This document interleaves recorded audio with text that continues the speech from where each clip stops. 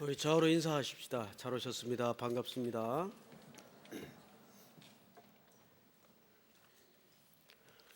오늘은 사무엘상 12장 전체를 보겠는데요. 사무엘서 전체 속에 오늘은 사실 이스라엘 역사의 분기점이 되는 아주 중요한 사건이 여기 등장을 합니다. 지금까지는 백성들의 끊임없는 세상 왕에 대한 요구가 있었고, 그것을 하나님과 사무엘 입장에서는 계속 진의를 검증해 왔죠. 정말 필요하냐? 다시 한번 생각해라. 그래도 필요하냐? 끊임없이 몇 차례에 걸쳐서 여러 가지 사인을 보내시고 또 검증을 하시는 가운데 백성들의 마음이 절대 포기되지 않는다는 걸 확인했어요. 그것이 지난주 전쟁을 통한 사건이었습니다.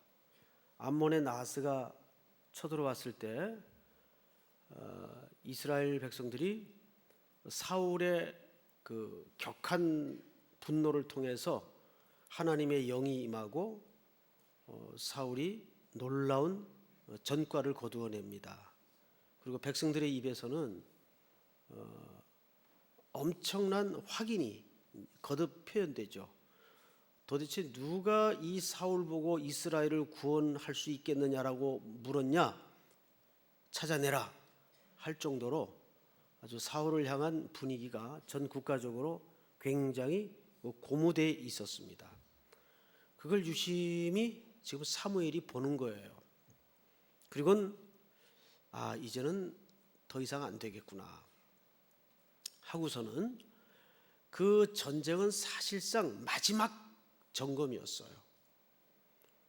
그 전쟁은 이스라엘이 이길 수 없는 전쟁이었어요. 그 전쟁을 통해서 하나님이 얼마나 치밀하게 이스라엘을 사랑하시고 하나님의 온전한 은혜로 승리를 주셨는가를 암몬과의 전쟁을 통해 확인시켰음에도 불구하고 백성들은 사울의 승리로 이해를 가졌습니다.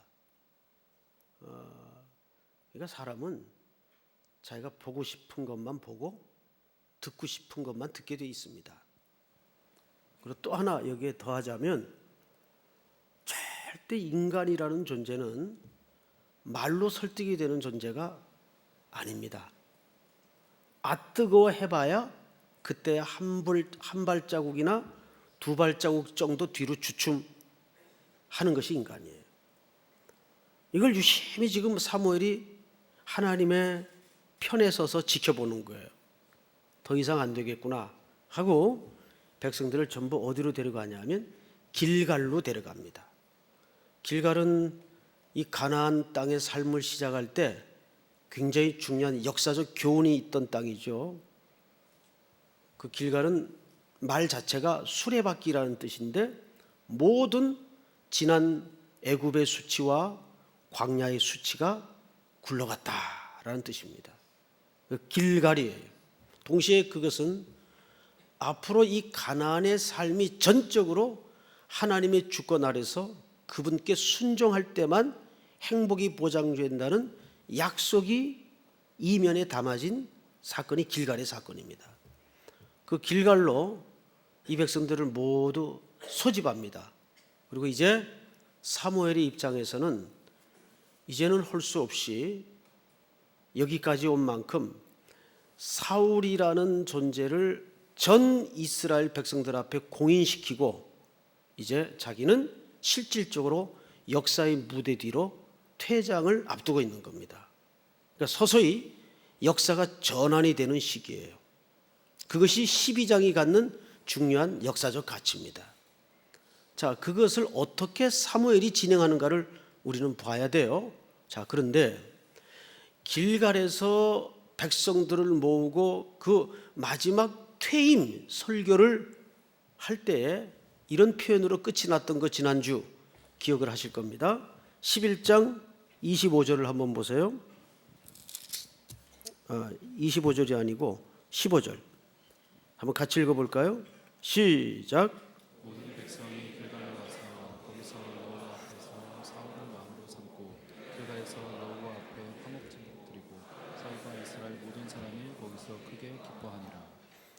사울과 기름 부음 받은 사울과 백성들은 크게 기뻐했어요. 이젠 됐다. 이젠 이 민족이 산다.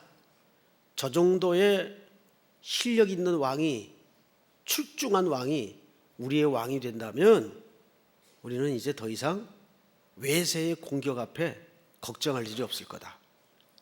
이젠 이 왕으로 우리는 든든하다. 그리고 백성과 사울이 크게 기뻐했다 그랬어요. 한 사람만이 기뻐할 수 없었죠. 사무엘입니다. 그리고 그 사무엘은 이제 공식적으로 역사의 뒤안길로 사라질 마지막 설교를 백성들에게 하는 겁니다. 한번 1절을 보십시다. 12장 1절. 사무엘이 온 이스라엘에게 이르되 보라 너희가 내게 한 말을 내가 다 듣고 너희 위에 왕을 세웠더니 이제 왕이 너희 앞에 출입하느니라. 보라 나는 늙어 머리가 휘어졌고 내 아들들도 너희와 함께 있느니라. 내가 어려서부터 오늘까지 너희 앞에 출입하였거니와 내가 여기 있나니 여호와 앞과 그의 기름 부음을 받은 자 앞에서 내게 대하여 증언하라. 내가 누구의 소를 빼앗았느냐 누구의 나귀를 빼앗았느냐 누구를 속였느냐 누구를 압제하였느냐 내 눈을 흐리게 하는 뇌물을 누구의 손에서 받았느냐 그리하였으면 내가 그것을 너희에게 갚으리라 하니. 자 이제 앞을 보세요. 좀 이상한 내용이 나오죠. 역사의 리더십을 끝내고 이제 무대 뒤로 사라지는 이 마지막 설교인데, 공식적인 설교인데, 사무엘이 5가지에 걸쳐서 검증받기를 원해요.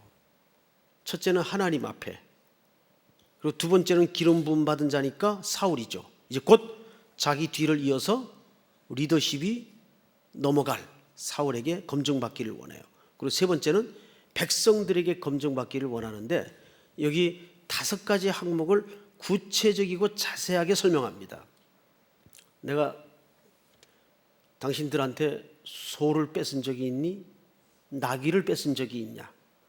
아니면 압제를 했냐? 뇌물을 받았냐? 이렇게 검증을 합니다. 증언을 하라라는 말은 법적인 용어예요. 그러니까 이것은 뭔가 지금 사무엘이 물러나면서 확인을 하고 싶은 내용이 있어요. 그랬더니 백성들이 이구동성으로 똑같이 일치하게 이런 인정을 해줍니다. 4절. 그들이 이르되 당신이 우리를 속이지 아니하였고 압제하지 아니하였고 누구의 손에 쓰든지 아무것도 빼앗은 것이 없나이다 하니라. 5절 다 같이 시작. 사무엘이 백성에게 이르되 너희가 내 손에서 아무것도 찾아내는 것이 없으니 여호와께서 너희에게 대하여 증언하시니 그의 기름 부음을 받은 자도 오늘 증언하느니라 하니 그들이 이르되 그가 증언하시나이다 하니라.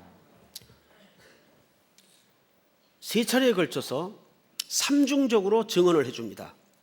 이걸 사무엘이 원했어요. 자, 첫째는 하나님의 증언. 두 번째, 이제 내 뒤를 이어서 왕이 될 기름 부음 받은 자, 동료죠. 사울의 증언. 마지막에 백성들의 증언을 듣고 싶었어요. 그런데 이 삼중적 증언이 일치하게 당신은 우리를 위해서 소나 나귀를 뺏은 것도 없고 압제한 적도 없고 뇌물을 받은 적도 없고 완전하게 증언을 해줍니다. 자, 문제는 정말 사무엘 깨끗하게 살았구나. 이게 초점이었을까요? 그리고 물러나는 마당에 사무엘이 그 소리 듣고 싶었을까요?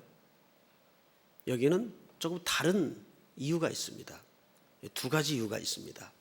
첫째, 그 이유를 설명드리겠습니다. 그런데 왜 왕을 구하냐 그 말이에요. 그러니까 이 검증을 통해서 사무엘이 들통내고 싶었던 것이 뭘까요? 이들이 왕을 구한 동기가 얼마나 잘못되었는가를 드러내는 겁니다. 하나님도 사무엘의 오랜 세월의 리더십에 대해서 흠을 찾지 못했어요. 지금 뒤이어 왕이 될 사울도 흠을 찾지 못했어요. 그리고 정작 그 섬김의 대상이었던 백성들도 흠을 찾지 못했다고 법적인 용어로 증언을 해줍니다. 근데 왜 왕을 구해요? 그렇다면 이들이 구했던 왕을 구하는 동기는 잘못됐다는 얘기예요. 동시에 여기 두 번째 이유가 뭘까요? 첫째는 그럼에도 불구하고 이 땅에 눈에 보이는 통치력을 구했던 너희의 동기는 순전하지 못했다. 그 동기가 잘못됐다 라는 것을 들통내면서 동시에 그러니 왕을 구한 것은 누구의 책임이다. 이 왕을 구해서 이후에 벌어지는 모든 결과에 대해서는 책임 소재 분명히 하자. 누구 책임입니까? 백성들의 책임이란 뜻입니다. 이제 왕을 통해서 감당돼야 될 그 백성들의 책임이 분명하다는 것을 사무엘이 자기 검증을 통해서 밝히는 겁니다. 근데 여기 원문에 보면 이 5가지 항목을 말할 때마다 이렇게 돼 있어요. 그 부분을 다시 한번 읽어보겠습니다. 3절을 보세요. 내가 여기 있나니 여호와 앞과 그의 기름 부음을 받은 자 앞에서 내게 대하여 증언하라. 내가 누구의 소를 빼앗았느냐 누구의 나귀를 빼앗았느냐. 여기 빼앗았느냐라는 표현이 있어요. 그런데 백성들은 모두 뭐라 그랬죠? 빼앗은 적이 없다. 하나님도 빼앗은 적이 없다. 사울도 빼앗은 적이 없습니다. 더더군다나 대상이었던 백성들 입에서조차도 당신은 우리를 통치하면서 빼앗은 적이 없습니다. 나중에 누가 빼앗죠? 누가 빼앗아요? 왕들이 빼앗습니다. 그거를 일찍이 사무엘이 경고했어요. 그래서 후에 이 왕을 불순한 동기로 구했던 너희들이 그 동기가 불순하지 못했고, 두 번째는 그 불순하게 구한 왕들이 너희들에게 어떤 부메랑 역할로 결과가 돌아올 것인가에 대한 분명한 책임 소재를 여기에서 가리는 겁니다. 결국 눈에 보이는 세상의 왕들이 이 백성들의 것들을 나중에 다 빼앗아 갑니다. 착취해 갑니다. 그게 역사의 흐름이었어요. 자, 이제 성경을 보십시다. 6절을 보세요. 그리고 이제 그렇게 분명한 불순한 동기를 드러내면서 책임 소재를 확인한 후에 이제 사무엘은 백성들에게 하나님의 언약에 대해서 그럼에도 불구하고 다시 각인을 시킵니다. 6절부터 하나님의 언약을 갱신시키는 장면이에요. 사무엘이 백성에게 이르되 모세와 아론을 세우시며 너희 조상들을 애굽 땅에서 인도하여 내신 이는 누구시라고요? 여호와시니라. 자, 이제 앞을 좀 보십시다. 이 12장 전체가 모두 25절로 구성되어 있어요. 그렇죠? 그런데 이 길지 않은 한 장 속에 여호와는 하나님이, 이런 하나님이 주어가 되는 표현이 무려 30번 이상 등장을 합니다. 34번인가 33번인가 등장을 해요. 자, 그러면 국문학적으로 이 문장이 잘된 문장입니까? 썩 매끄럽지 못한 문장입니까? 좋은 문장은 같은 말을 반복하는 법이 아닙니다. 같은 표현이라도 표현을 달리하는 법입니다. 시를 써도 그렇고 좋은 문장은 같은 말을 반복하지 않죠. 그런데 하나님이 가끔 가다가 성경을 기자들에게 필사를 시킬 때 일부러 그 형식을 깨요. 언제 깨느냐? 급박하고 절박할 때. 대표적인 성경이 에베소서입니다. 에베소서는 원래 헬라어라는 게 주어 동사가 막 뒤죽박죽 되어 있는 문장인데, 특별히 에베소 1장에 보면 담아진 우주의 신비와 하나님의 경륜이 너무 어마어마하고 영광스러워서 문장이 엉망이에요. 말을 할 때 막 이렇게 하는 거죠.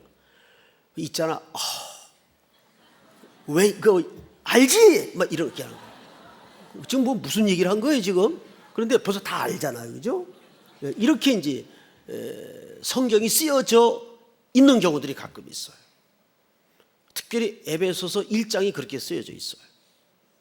그런데 지금 이 사무엘상 12장이 사무엘의 입장에서는 그런 설교를 해요. 설교를 했던 말도 하고 했던 말도 하고 했던 말도 하고, 하나님이 말씀이죠. 하나님이, 여러분 그거 다 하나님이 하시는 거예요. 막 이렇게 설교를 한 거예요. 세상에 25절밖에 안 되는 이 짧은 설교문 속에, 설교문 자체는 반토막도 안 되죠. 여호와께서 뭘 강조하고 싶었던 걸까요? 하나님이 하신다, 그것을 다시 한번 왕을 구하여 이제는 돌이킬 수 없는 이스라엘 공동체를 향해서 각인시키는 거예요. 왜? 이제 자기는 리더십을 넘겨주고 물러나야 될 사람이기 때문이에요.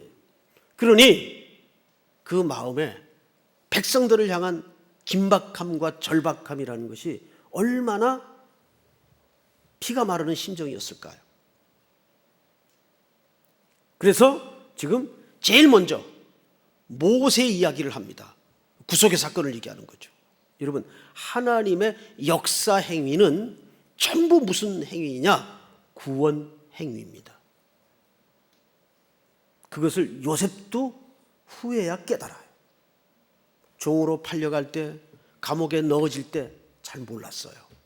온 땅에 풍년이 들고 온 땅에 기근이 들 때도 잘 몰랐어요. 그런데 자기를 팔아넘겼던 형들이 식량을 구하러 무릎 앞에 조아렸을 때야 기겁을 하고 그제서야 하나님의 전체 그림을 눈을 열어 보게 됐죠.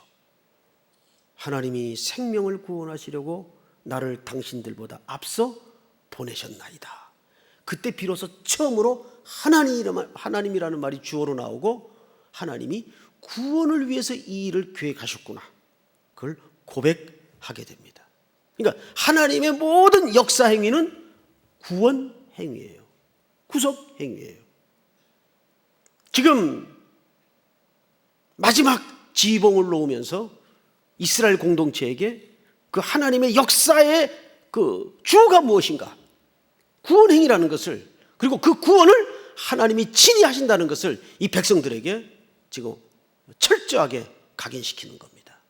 성경을 한번 보십시오. 7절을 볼까요? 그런즉 가만히 서 있으라. 이거 어디서 많이 보던 얘기입니까? 출애굽기 때 홍해 앞에, 뒤에는 쫓아오는 애굽의 병사들의 말발굽 소리에 혼비백산에 정신을 잃어버리고 원망과 불평을 터뜨리던 이스라엘 공동체를 향해서 모세가 했던 얘기예요. 너희는 가만히 있어서 오늘날 너희를 위하여 구원을 행하시는 하나님을 보라 그랬어요. 그때 가만히 서서, 이것은 아무것도 하지 말라는 말이 아니라 하나님께 모든 것을 맡기고 믿어라, 그 말이에요. 신앙의 더 적극적인 분발을 촉구하는 표현이죠. 가만히 서서 8절을 볼까요? 야곱이 애굽에 들어간 후 너희 조상들이 여호와께 부르짖음에 여호와께서 모세와 아론을 보내사 그 두 사람으로 너희 조상들을 애굽에서 인도하여 내어 이곳에 살게 하셨으나. 그러니까 이 모든 구원 과정서부터 지금까지 하나님이 철저히 이끄셨고 구원하셨고 보호하시고 안위하셨건만, 그 말이에요. 어떻게? 11절을 한번 볼까요? 11절 생략하고 11절 한번 같이 읽겠습니다. 시작. 여호와께서 여룻바알과 베단과 입다와 나 사무엘을 보내사 너희를 너희 사방 원수의 손에서 건져내사 너희에게 안전하게 살게 하셨거늘. 여러분 11절에 보면 네 사람 이름이 등장을 하죠. 이 전부 공통점이 하나 있어요. 사사예요. 그렇죠? 전부 사사예요. 사사 시대를 걸었던, 섬겼던 하나님의 종들이었어요. 자, 그러면 우선 네 사람을 간단하게 한번 스케치를 해보십시다. 첫째, 여룻바알은 누굽니까? 기드온이에요. 이건 이름이 아니라 기드온의 후에 붙여진 별명이죠. 여룻이라는 말은 대항하여 싸웠다 그 뜻이에요. 누구를? 바알을. 기드온이 바알의 신당을 깨서 부수고 무너뜨리죠. 그래서 기드온을 보통 우리가 무슨 용사라 그래요? 큰 용사라 그래요. 큰 용사. 그리고 기드온과 함께했던 특공대, 기드온의 300 용사로 이해하고 있잖아요. 정말 기드온의 원래 모습은 그랬나요? 아니에요. 사사기 나중에 보시면 기드온이 미디안 군대가 꽉 쳐들어와 가지고 포위해서 막 혀를 널름거리고 있을 때 기드온은 어디 있었는가 하면 포도주 짜는 틀에 있었어요. 포도주 즙 짜는 틀에.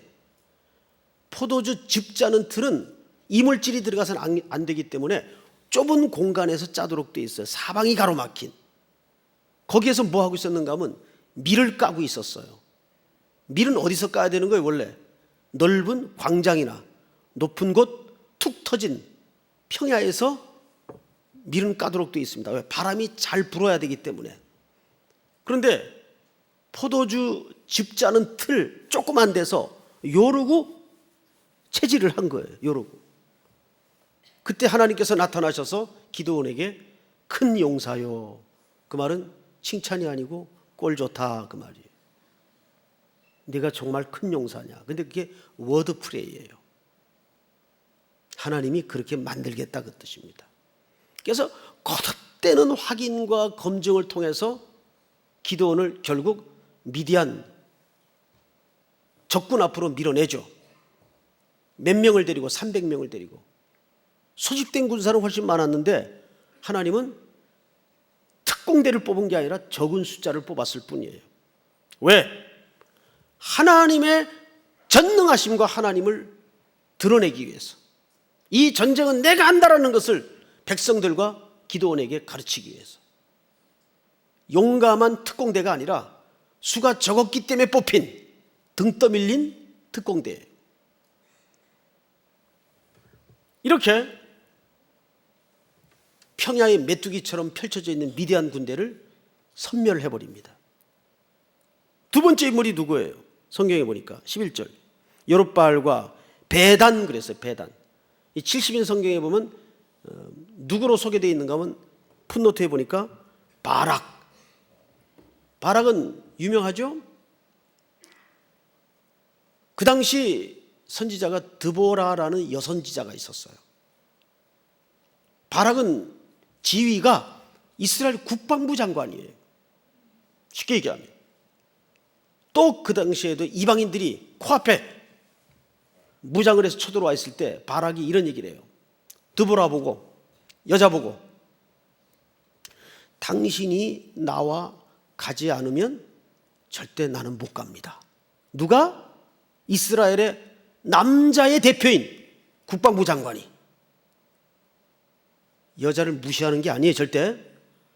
당신이 나와 함께 가지 않으면 저는 전쟁터에 못 갑니다. 이렇게 몸을 사립니다. 그래서 할 수 없이 쌈 잘하는 여자 드보라가 같이 가죠. 그것은 사실상 그 당시에 이스라엘 남자들이, 그 당시 여자는 수에도 안 쳐줄 정도로 취급이 안 되던 시대 아닙니까? 족보에도 들어가지 않던 시대. 근데 하나님은 이런 못난 이스라엘을 전적인 하나님의 은혜로 이방인들을, 적군들을 물리치게 합니다. 세 번째 인물은 누구예요? 입다. 기생의 아들이죠. 주류가 아니었어요. 비주류였어요. 그래서 유산도 받지 못하고 상속도 받지 못한 채 지방으로 밀려나 있을 때 스펙도 없죠. 혈통도 정통이 아니죠. 그러니까 모여드는 사람들이 전부 잡류만 몰려들었어요. 잡류만. 이런 비주류가 뭘 역사를 바꾸겠어요. 그런데 하나님이 입다를 통해서 이스라엘을 한 시대를 구원합니다. 이 사사시대가 맞춰질 즈음에 마지막 사사로서 사무엘을 역사 속에 등장시켜요. 사무엘은 누구에게서 태어난 겁니까? 불임으로 슬펐던 여자, 아이를 낳을 수 없었던 여자, 그 시대가 불임의 시대였어요. 한나가 그런 얘기를 하죠. 엘가나가 꾸짖으니까, 술 취해서 주정하는 줄 알고 꾸짖으니까, 아니라 나는 마음이 슬픈 여자라. 그 슬프다는 말은 절망에 놓인 여자다, 그 말이에요. 아이를 잉태하지 못했던 여자가 그 슬픔을 뚫어내고 하나님의 은혜로 시대 앞에 하나님의 사람 하나를 생산해서 온전히 드립니다. 삭도를 머리에 대지 않고 하나님의 사람으로 드려요. 자, 이 네 인물의 공통점이 뭘까요? 사람에게 초점이 있지 않았다, 그 말이에요. 하나님이 이 사람들을 붙잡고 통해서 하나님이 친히 역사의 어둠을 걷어내고 병든 역사를 뚫어내고 하나님이 하셨다는 것을 네 사람의 공통점을 통해서 강조하고 있는 거예요. 왜 사무엘이 지금 이 퇴장하는 마지막 설교를, 이 이야기를 꺼내놓을까요?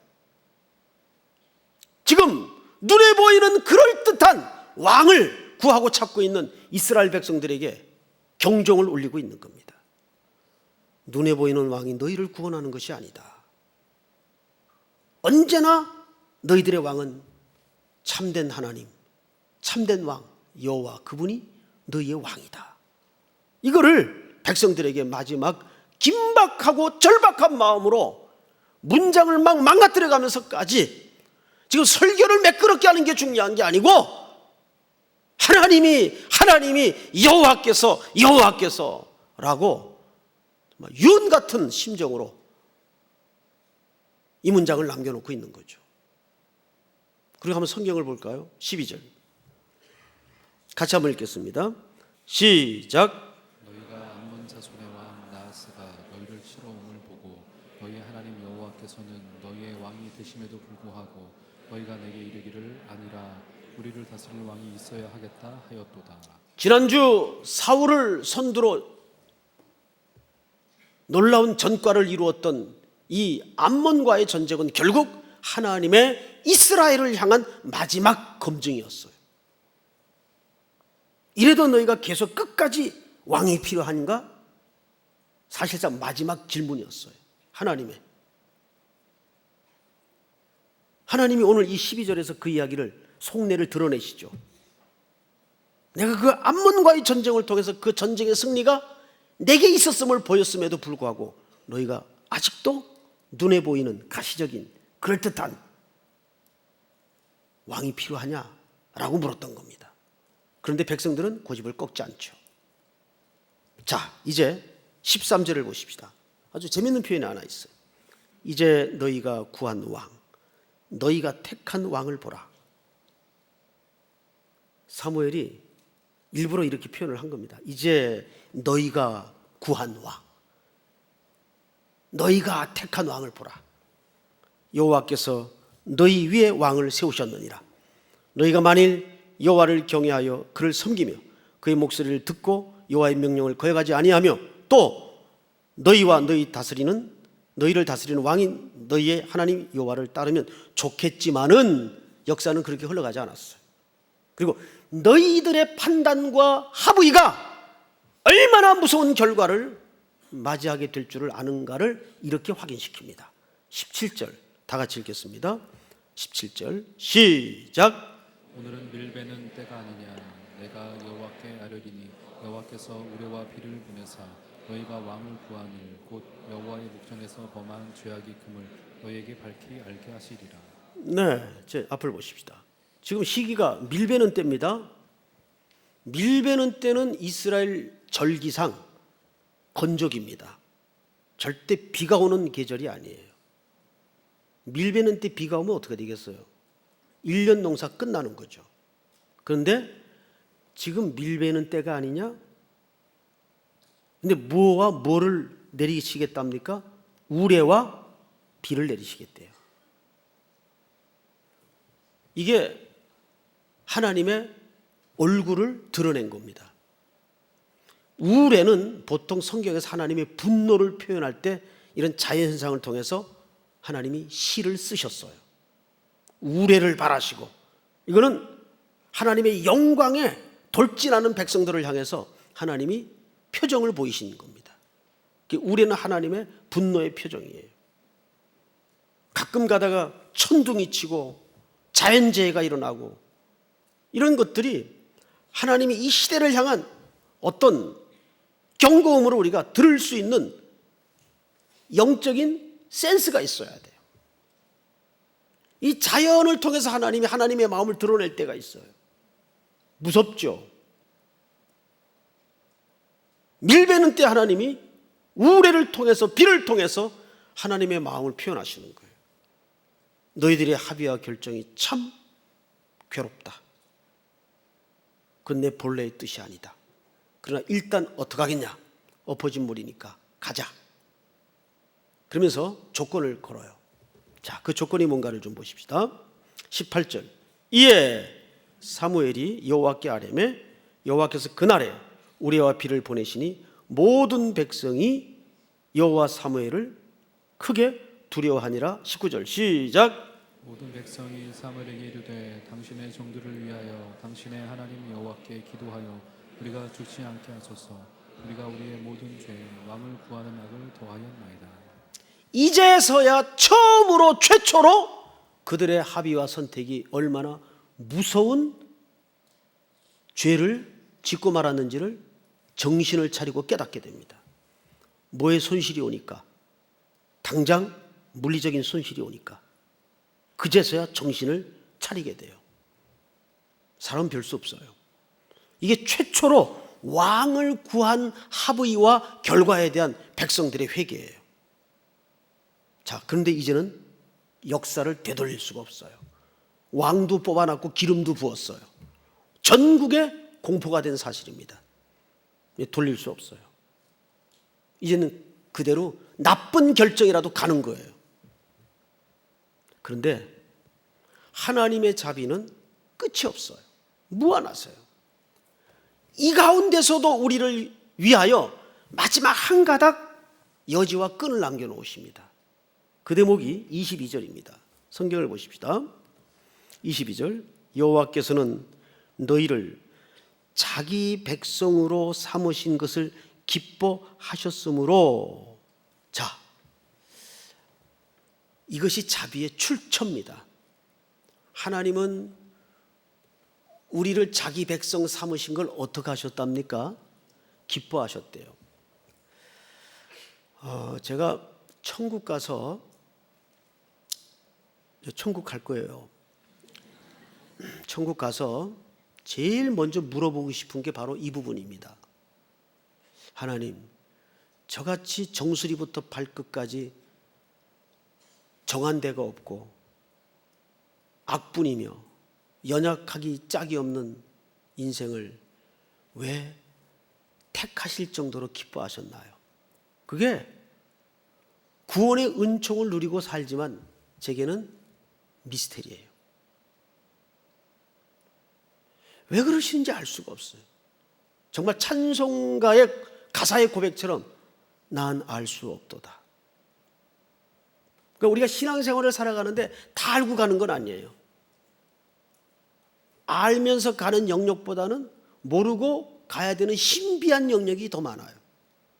그러니까 하나님이 깨닫게 해주는데 그걸 말로 표현할 수 없는, 말로는 설명도 안 되고 논리적으로 설득이 안 되는 신앙의 영역이 꽤 많아요. 그걸 가끔 이렇게 보여주실 때가 있어요. 말씀을 통해서. 그런데 정말 제일 이해가 안 되는 게 왜 나를 구속하셨는지. 표면적으로 답을 꺼낼 수 있다면 한 가지, 그분이 기뻐하셨다는 거예요. 거기 무슨 논리적인 분석이 가능하겠습니까? 그냥 나를 기뻐하셨다는데. 동의하십니까?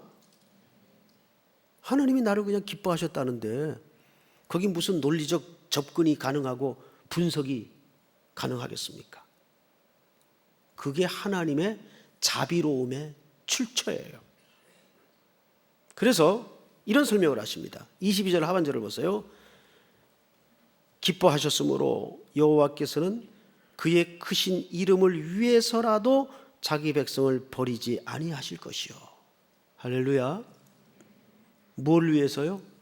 자기의 크신 이름을 위해서. 이거 어디서 많이 보던 표현이죠. 어디서 봤나요? 그렇죠. 시편 23편. 다윗이 인생의 황혼역에 지나온 험난했던 목동으로서의 삶, 왕으로서의 삶, 궁궐의 삶을 반추해 보면서 여호와는 나의 목자시니 내게 부족함이 없으리로다. 그가 나를 푸른 초장에 쉴 만한 물가로 인도하시는도다.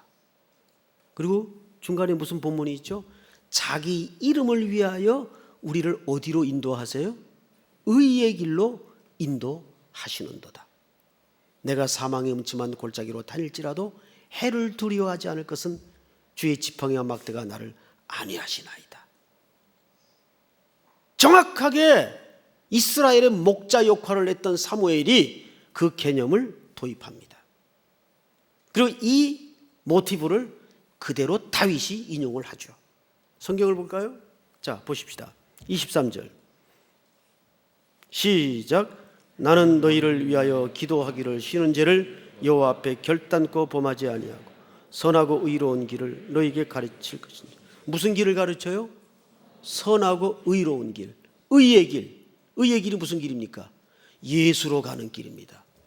성경의 모든 의는 개념이 아니에요. 어떤 아이디어, 사상 그런 게 아니에요. 성경의 모든 의는 그리스도, 생명으로 가는 길을 의의 길이라고 얘기합니다. 다윗이 그 시편을 통해서 누구를 계속 지향케 만듭니까? 그리스도. 누가 여호와는 나의 목자로 고백할 수 있습니까? 예수 그리스도를 구주로 고백한 자만이 나의 목자가 되시는 겁니다. 그 시편 22편은 그래서 메시아가 오셔서 받아야 될 고난을 노래한 시가 종의 노래 시편 22편입니다. 시편 22편은 전부 십자가 사건을 예표한 시로서 구절구절 보혈이 흐르고 있죠. 그 십자가의 보혈의 강을 건넌 자만이 여호와는 나의 목자시니 내게 부족함이 없으리로다. 이 고백을 할 수 있는 거예요. 내가 여호와의 집에 영원히 거하리로다. 오늘 사무엘이 목자의 심정으로 중요한 얘기를, 약속을 하나 마지막으로 유언같이 남깁니다. 내가 너희들을 위하여 기도 쉬는 죄를 범하지 않겠다. 자, 보세요. 은퇴하시는 분들은 아이고 뭐 이제 이 나이에 은퇴도 했는데 뭐 할 게 뭐 있나. 가장 큰 일이 남았어요. 무슨 일이에요? 기도하는 일이에요. 기도하는 일. 제일 큰 일이에요. 이엠 바운즈가 기도는 노동이라고 그랬어요. 아니, 중노동이라고 그랬어요. 기도는 싸움이기 때문입니다. 가장 최전방의 전쟁이 기도입니다. 제가 1부 때도 잠깐 말씀을 드렸지만 모든 목자들, 진장들, 리더들, 간사들은 매일매일 자기의 양떼 이름을 부르면서 기도하지 않는 것은 사랑하지 않는 겁니다. 누구를 훈계할 일이 있습니까? 비판할 일이 있습니까? 지적할 일이 있습니까? 먼저 그 대상을 향해서 기도했나요? 기도 안 하면 사랑한 거 아닙니다. 그리고 모든 목회의 가장 1번지가 기도하는 일입니다. 그리고 그 대상에게 말씀의 꼴을 먹이는 일입니다. 그 목회의 첫 번째 계단이에요. 그거 없이 다른 거 아무 소용이 없어요. 밥 먹이지도 않고 운동 헬스클럽 막 끌어다가 러닝머신에 얹어가지고 달달달달 뛰게 해요. 밥 먹이지도 않고 사랑도 없이. 걔는 기계가 아니잖아요. 제가 존경하는 선배 가운데 개척교회 때부터 지금까지 양떼 이름을 하나하나 불러가며 기도하시는 목사님이 계세요. 참 그 장면을 볼 때 존경스러워요. 지금 사무엘은 사실상 이제는 퇴장합니다. 그런데 그 퇴장은 더 큰 사역을 위해서 퇴장하는 거예요. 이제는 온전히 이스라엘 양떼를 위해서 그는 기도에 전념하게 됩니다. 지금은 우리는 그동안 대한민국 호가 달려온 근대사를 보면 크기, 눈에 보이는 거, 그럴듯한 거, 외형적인 스펙, 이 겉으로 드러난 가치에 모두 정신들이 팔려서 보이지 않는 가치를 너무 우습게 여기고 무가치하게 여겼어요. 이제 그 증상들이 쌓이고 쌓여서 이제는 더 이상 그 비등점에 이르렀을 때 지금 터지기 시작하는 겁니다.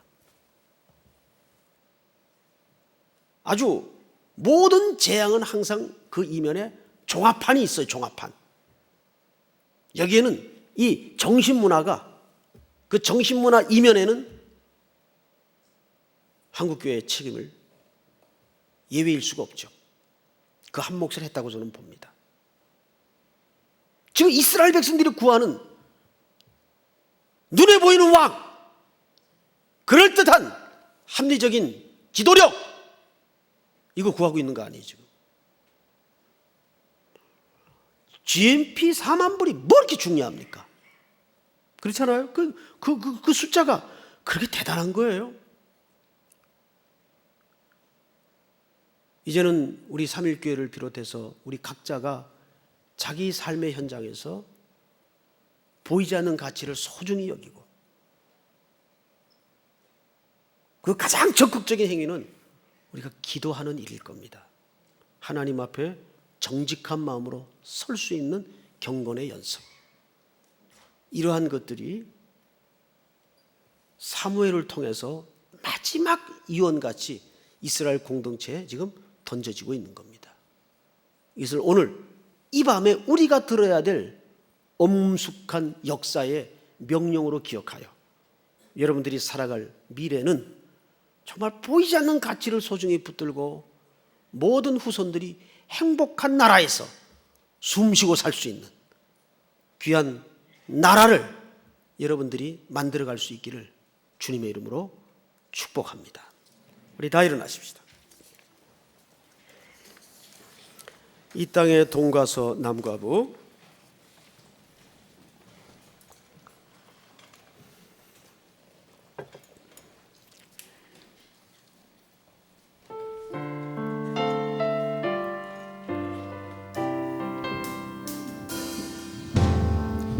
이 땅의 동과서 남과부 가득한 죄악 용서하소서. 모든 우상들은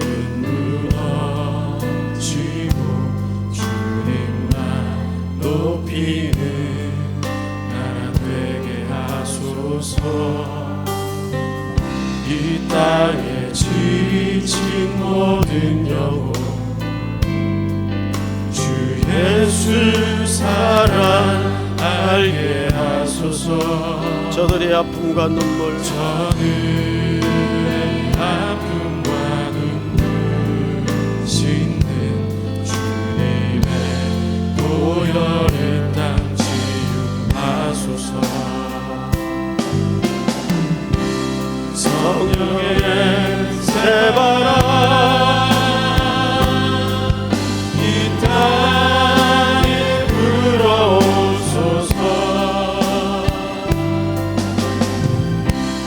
주의 영 그 생기로 우리를 다시 살리사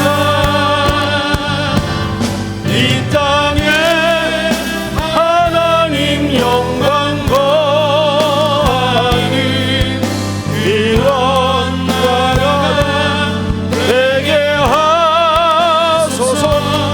이 땅에 하나님 영광 비추는 그런 나라가 되게 하소서. 한라에서 백두까지